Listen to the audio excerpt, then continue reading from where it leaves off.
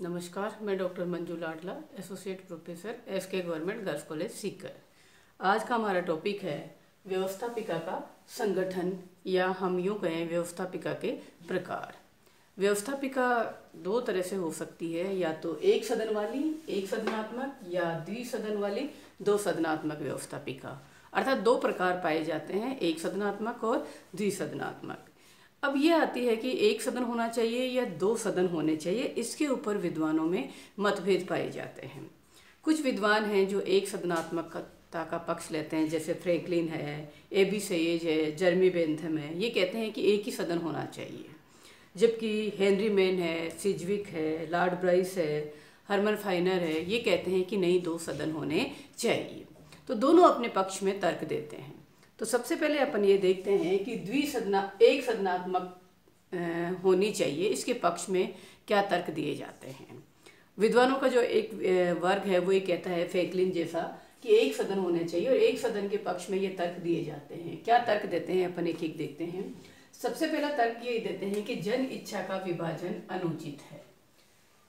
अर्थात ये विद्वान ये कहते हैं कि जनता की इच्छा एक समय में एक ही हो सकती है, और जो व्यवस्थापिका है वो जनता का प्रतिनिधित्व करती है, इसलिए इसका एक ही सदन होना चाहिए, जन इच्छा का विभाजन नहीं होना चाहिए। ये गलत है। दूसरा तर्क वो ये देते हैं कि ये दूसरा सदन अनावश्यक है।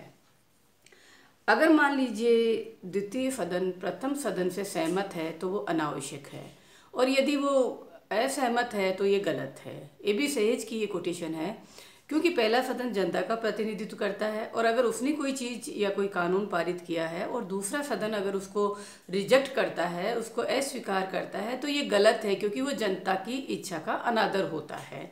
इसलिए ये कहते हैं ये अनावश्यक है, दूसरे सदन की आवश्यकता नहीं है। तीसरी बात वो ये कहते हैं कि गतिरोध की संभावना रहती है। दोनों सदन होने पर गतिरोध हो सकती है, टकराट हो सकती है, और विशेषकर ये तब होता है जब एक सदन में किसी एक पार्टी का बहुमत होता है और दूसरे सदन में कोई दूसरी पार्टी या कोई दूसरे दल का बहुमत होता है। तब ये गतिरोध की संभावना और ज़्यादा बढ़ जाती है और आपस में टकराट होती है और कोई भी कार्य नहीं हो पाता। तो ये भी एक आरोप लगाया जाता है। इसके पश्चात ये कहते हैं विवेकपूर्ण पुनर्विचार का तर्क व्यर्थ। अर्थात दो सदन वाले ये कहते हैं कि पहले सदन अगर कोई गलती करता है तो दूसरा सदन उस पर विचार करके उसको सुधार सकता है। तो एक सदनात्मक वाले विचारक ये कहते हैं कि ये बात भी सही नहीं है। आजकल जो पहला सदन है वही दूसरे सदन का रोल अदा करता है। पहले सदन का काम तो मंत्री परिषद करने लग गई है।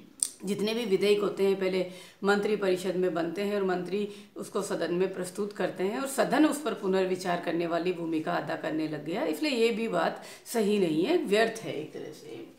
फिर कहते हैं कि शक्तिहीन उच्च सदन, अर्थात ये जो द्वितीय सदन होता है वो ज़्यादातर देशों में ऐसा है, इसके शक्तिहीन है, तो उसको बनाने का कोई औचित्य नहीं है। तो ये भी तर्क देते हैं कि ये शक्तिहीन है, इसलिए इसको अनावश्यक रूप से नहीं गठित किया जाना चाहिए। नेक्स्ट कहते हैं संघीय राज्यों के लिए अनावश्यक है। अर्थात ये कहा जाता है कि जहाँ संघात्मक शासन व्यवस्था होती है वहाँ जो दूसरा सदन है वो राज्यों का प्रतिनिधित्व करता है। तो ये अपने पक्ष में कहते हैं कि ये चीज़ भी गलत है, अनावश्यक है, संघीय हितों का प्रतिनिधित्व नहीं करते हैं, क्योंकि जो सदस्य हैं वो दल के अनुसार चुने जाते हैं और दल के अनुसार कार्य करते हैं, दल के अनुसार अपनी नीतियाँ अपनाते हैं, राज्यों के अनुसार नहीं अपनाते। अतः ये बात भी सही नहीं है। नेक्स्ट वो ये कहते हैं कि रूढ़िवादी, अनुदारवादी एवं प्रतिगामी सदन। अर्थात वो कहते हैं कि जो दूसरा सदन होता है उसके जो सदस्य होते हैं वो रूढ़िगामी होते हैं, वो बुजुर्ग होते हैं, रूढ़िगामी होते हैं, पुरानी सोच को लिए हुए होते हैं। आगे बढ़ने की बजाय वो पहले सदन के जो प्रगतिशील कानून हैं उनमें बाधा उपस्थित करते हैं, इसलिए इसको नहीं बनाया जाना चाहिए। फिर वो कहते हैं अनावश्यक खर्च। अगर दो सदन होने से खर्च भी अनावश्यक बढ़ जाता है, क्योंकि दोनों सदन के सदस्यों को भत्ता भी देना पड़ता है, वेतन भी देना पड़ता है, उनका खर्चा भी उठाना पड़ता है, तो अनावश्यक खर्च बढ़ जाता है, वित्तीय भार भी पड़ता है।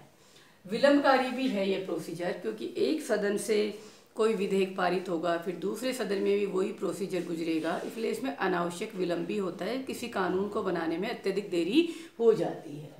इसके साथ ये भी कहा जाता है कि अगर द्वितीय सदन अपन बनाते हैं तो उसके संगठन की भी समस्या आती है, कि क्योंकि पहला सदन तो जनता द्वारा प्रत्यक्ष रूप से चुन लिया जाता है, लेकिन जो द्वितीय सदन है उसके बहुत सारे तरीके हैं। कहीं प्रत्यक्ष होता है, कहीं अप्रत्यक्ष होता है, कहीं मनोनीत किया जाता है, तो ये भी एक समस्या होती है। इसके साथ ही एक और है कि अल्पमतों को प्रतिनिधित्व देने के अन्य तरीके। ये तर्क दिया जाता है कि अल्पमतों को सेकंड सदन में प्रतिनिधित्व दिया जा सकता है, उनको भी स्थान दिया जा सकता है। तो ये बात भी गलत है, सही नहीं है। उनको स्थान देने के लिए अन्य संतोषजनक तरीके भी अपनाए जा सकते हैं। इसके लिए दूसरा सदन गठन करना ही एक तरह से तर्कहीन है, सही नहीं लगता है। तो जो एक सदनात्मक वाले विद्वान थे, फ्रैंकलिन, A.B. सयेज और बेंथम, इन्होंने अपने पक्ष में ये बात रखी और इनका कहना है कि एक सदन ही होना चाहिए। और कुछ देशों में एक सदन चल भी रहा है। फॉर एग्जांपल चीन विश्व का सबसे बड़ी जनसंख्या है, सबसे बड़ा देश है, लेकिन वहाँ पर व्यवस्थापिका का एक ही सदन चल रहा है। तो चल भी रहे, ऐसी बात नहीं है, और ये विद्वान अपने पक्ष में ये तर्क देते हैं।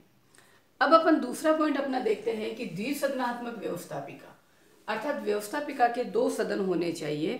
और इसके पक्ष में भी जो इसके समर्थक हैं, हेनरी मैन है, सिजविक है, लॉर्ड ब्राइस है, ये तर्क देते हैं। ये क्या तर्क देते हैं, सबसे पहले अपन उनको देखते हैं। सबसे पहला तर्क वो ये देते हैं कि विवेकपूर्ण पुनर्विचार के लिए 2 सदन होने चाहिए। अर्थात इनका ये मानना है कि व्यवस्थापिका के अगर 2 सदन होंगे तो पहला सदन अगर कोई गलती कर देता है, कोई त्रुटि उससे हो जाती है, कई बार जल्दबाजी में भी विधेयक पारित किए जाते हैं, तो दूसरा सदन होने की वजह से दूसरा सदन उस पर पुनर्विचार कर लेता है और ऐसी जो त्रुटियां होती हैं, गलतियां होती हैं, उनको सुधार लिया जाता है। इसलिए 2 सदन होने चाहिए। दूसरा तर्क देते हैं प्रथम सदन की निरंकुशता पर रोक। इनका ये मानना है कि पहला सदन अगर है और उसे पूर्ण बहुमत है तो कई बार वो अपनी मनमानी करने लग जाते हैं।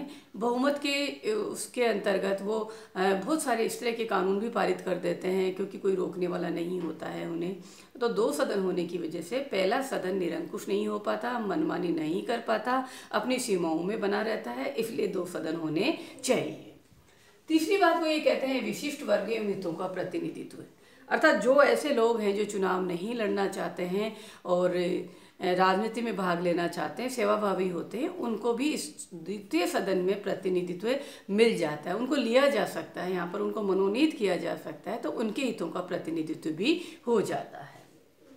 इसके अलावा ये कहते हैं संघात्मक राज्यों के लिए भी ये उपयोगी है, ये आवश्यक है। पहला सदन जनता का प्रतिनिधित्व कर सकता है और द्वितीय सदन राज्यों का प्रतिनिधित्व कर सकता है, राज्यों के हितों की रक्षा करने का कार्य कर सकता है, इसलिए 2 सदन होने चाहिए। फिर वो कहते हैं कार्यभार में कमी हो जाती है, अर्थात 2 सदन होने से पहले सदन का कार्यभार थोड़ा हल्का हो जाता है। कई बार ये दोनों आपस में सहमति से कार्य विभाजन भी कर लेते हैं और कार्य ईजी और सरल हो जाता है। इसके अलावा कहते हैं कि प्रतिभाओं का प्रतिनिधित्व भी हो जाता है। बहुत सारे ऐसे लोग हैं जो ज्ञान, विज्ञान और साहित्य में विशेष प्रतिभाएं रखते हैं, लेकिन वो राजनीतिक चुनाव या इस तरह की बातों में नहीं फंसना चाहते। उनकी सेवाओं का लाभ भी इस सदन में लिया जा सकता है, उन्हें मनोनीत किया जा सकता है। जैसे अपने यहाँ पे राष्ट्रपति 12 सदस्यों को राज्यसभा में मनोनीत करता है। इसके अलावा है जैसे सर्वव्यापी व्यवस्था, अर्थात पूरे वर्ल्ड में ज़्यादातर देशों में ये व्यवस्था चल रही है, सर्वव्यापी व्यवस्था है, द्विसदनात्मक व्यवस्थापिका चल रही है। तो ये भी इस बात का प्रमाण है कि ये उपयोगी है, ये उपयोगी है, 2 सदन लाभकारी हैं, इसीलिए पूरे विश्व में ये व्यवस्था चल रही है। तो ये भी इस बात का प्रमाण है। नागरिक स्वतंत्रताओं की रक्षा करने का कार्य भी द्वितीय सदन करता है।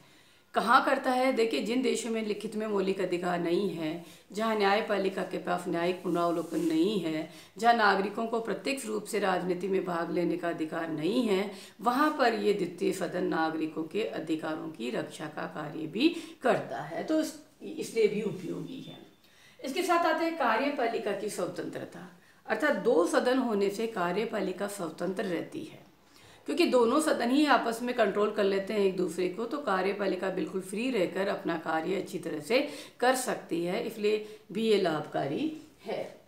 नेक्स्ट कहते हैं शांत वातावरण होता है, अर्थात द्वितीय सदन का जो वातावरण है वो शांत होता है।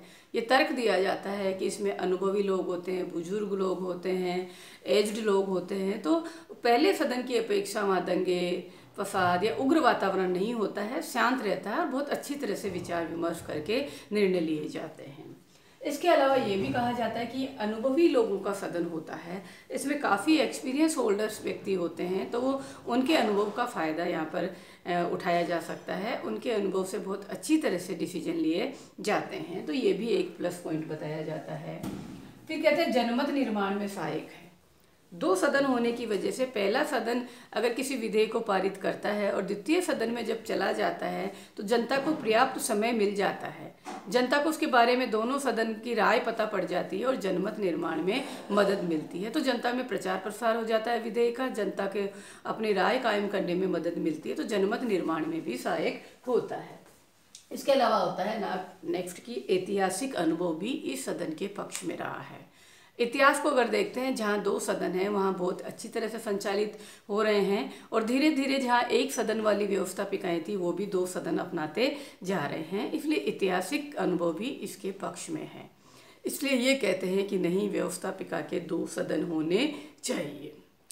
अब हमारे सामने यह आता है कि 1 सदन होना चाहिए या 2 सदन। निष्कर्ष रूप में हम ये कह सकते हैं कि 1 सदन की अपेक्षा 2 सदन ज़्यादा अच्छे होते हैं। धीरे धीरे ये किया जाने लग गया कि 2 सदन में अनावश्यक गतिरोध नहीं हो, अनावश्यक टकरार नहीं हो, तो ये प्रवृत्ति अपनाई जाने लग गई कि जो दूसरा सदन है उसको थोड़ा कमज़ोर किया जाने लग गया, उसको शक्तिहीन किया जाने लग गया, थोड़ा कमज़ोर किया जाने लग गया, ताकि पहले सदन की मार्ग में बाधा उपस्थित नहीं हो।